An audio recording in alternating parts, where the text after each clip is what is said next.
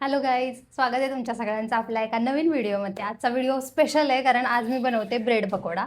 Generally patties तुम्ही खूप वेळा ऐकलं असेल, खाल्ला असेल आणि मला पण खायची इच्छा झालेली आहे. पण त्याच्यामध्ये ना बटाट्याची भाजी बनवावी लागते, परत ब्रेड आणि जरा जास्त तामझाम असतं. त्याच्यामुळे मी म्हटलं की एक सिम्पल सोल्युशन काढूयात. तर यूट्यूबला सर्च केलं आणि ब्रेड पकोडा भेटला. तर त्याच्यासाठी मी प्रिपरेशन काय केलं तुम्हाला दाखवते. सगळ्यात पहिल्यांदा मी हे ब्रेड घेतलेत. हा ब्रेड मी मधून कट करून अशा 2 तुकड्यांमध्ये कट करून घेतलाय. कारण तो त्रिकोणी शेप मला आवडत नाही आणि अजून छोटा करायचं म्हटल्यावरती मग खूप जास्त तळत बसावं लागलं असतं म्हणून. हे मी बेसन पीठ घेतलंय साधारण अशा कन्सिस्टन्सीचं. त्याच्यामध्ये मी कोथिंबीर आणि तिखट, मीठ आणि ओवा टाकलाय. खूप जास्त नाही, एकदम बेसिक. आणि इकडं मी तेल तापायला ठेवलंय. तर मी म्हटलं की मी बनवतेच आहे, तर चला तुमच्यासोबत पण शेअर करते.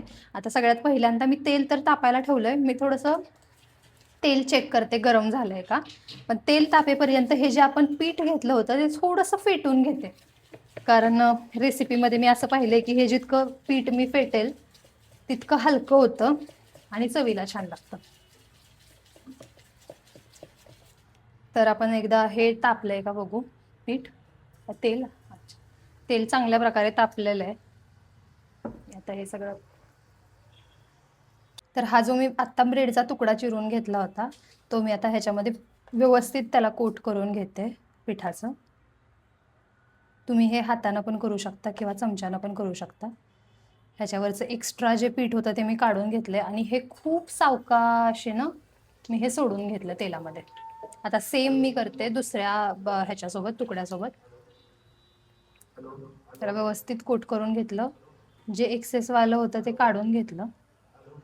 मला असं वाटतं मी हातानंच जास्त बेटर करू शकते. आणि मी हे परत तेलामध्ये सोडून घेते.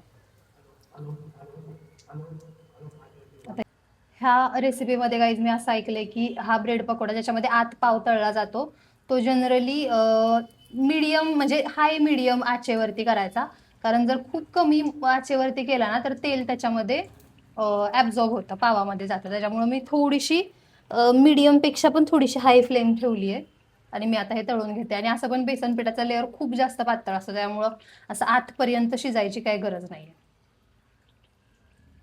आपले हे बघा एका साईडनं छान भाजले गेलेत, दुसऱ्या साईडनं पण आता भाजतायत. हा तुम्ही लेअर बघू शकता.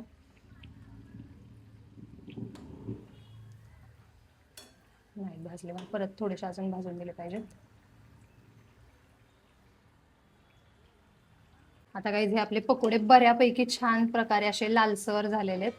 आता मी ह्याच्यावरलं तेल छान नितळून घेते आणि दुसऱ्या एका प्लेटमध्ये काढून घेते. सेम मी दुसऱ्या पराठ्याचं पण करते.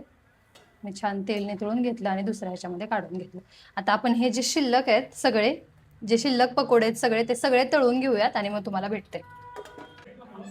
हाय गाईज, तर बऱ्यापैकी आपले हे सगळे जे हॅलो गाईज, तर आतापर्यंत आपण तळून घेतलेले सगळे ब्रेड पकोडे तळून रेडी आहेत. ह्याच्यामध्ये आम्ही वेगवेगळ्या शेपमध्ये, म्हणजे जनरली माझे सगळे पकोडे ह्या शेपचे आहेत. पण मधीच इच्छा झाली म्हणून मधून एकदा कट करून ह्या शेपचे पण बनवल्यात, ह्या शेपचे पण बनवल्यात.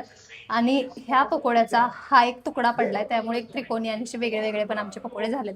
आता ह्याच्या मागे अजून एक जुगाडू काम काय केले सांगू. थोडंसं पीठ शिल्लक आहे त्याच्यामुळे हा कांदा चिरून घेतलाय.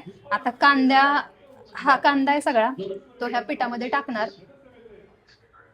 हा कांदा ह्या सगळ्या पिठामध्ये टाकणार आणि मस्तपैकी आता त्याची बनणार खेकडा भजी, मिरची भजी. ठीक आहे. आता ही भजी हातानच कालवावी लागणार आहे त्याच्यामुळे मी हे पीठ चमचा काढून ठेवून देते.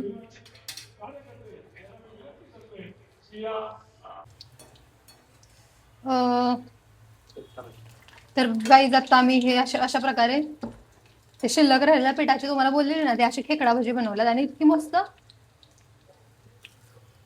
कुरकुरीत झालेत ना.